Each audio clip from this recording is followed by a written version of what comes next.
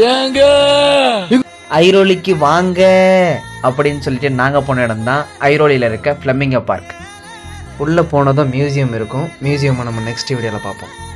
எடுத்தாலும் ஒரு காமான வாக். அது எதுக்கு அப்படின்னா நாய்ஸு, ரஷ்ஷு, ஸ்ட்ரெஸ்ஸு இதெல்லாம் ஒரு பக்கம் இருந்தாலும் அந்த வாக் இதெல்லாம் தூக்கி போடுற மாதிரி இருக்கும். ஏன் இப்படி சொல்கிறேன் அப்படின்னா, நீங்கள் நடந்து போகும்போது அடிக்கிற காற்று, அந்த காற்றுனால அந்த இருக்கிற நெகட்டிவ் தாட்ஸ் எல்லாம் கிளியர் ஆகி ஒரு நல்ல பீஸ் கிடைக்கும். இது பார்க்கில் ஒரு ஹீலிங் ஸ்பேஸு அப்படின்னு சொல்லுவேன். என்னடா ரைமிங்கெல்லாம் சொல்கிறேன் அப்படின்னு நினைக்கிறீங்களா? ரைமிங்லாம் அங்கே போனீங்கன்னா நீங்களே தெரிஞ்சுப்பீங்க.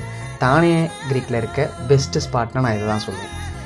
இதை பற்றி நான் சொல்கிறத விட இவர் சொன்னால் இன்னும் சூப்பராக இருக்கும். அங்க பாருங்க அமேசான் காடு மாதிரி இருக்கா, இங்கிட்டு பாருங்க அந்தமான் டிவி மாதிரி இருக்கா. அப்படி நேரம் வாங்க. அப்படி எங்க வாழ்க்கையில எவ்வளவு ஒரு டப்ரேஷனா இருந்தாலும் சரி, எவ்வளவு ஒரு கஷ்டமா இருந்தாலும் சரிங்க, லவ் பண்ணி டைவர்ஸ் ஆகி ரொம்ப கஷ்டப்படுறீங்களா, கல்யாணம் முடிச்சு கஷ்டமா இருக்கா, கவலை விடுங்க, அதுக்கு ஒரு அருமருந்து இருக்கு.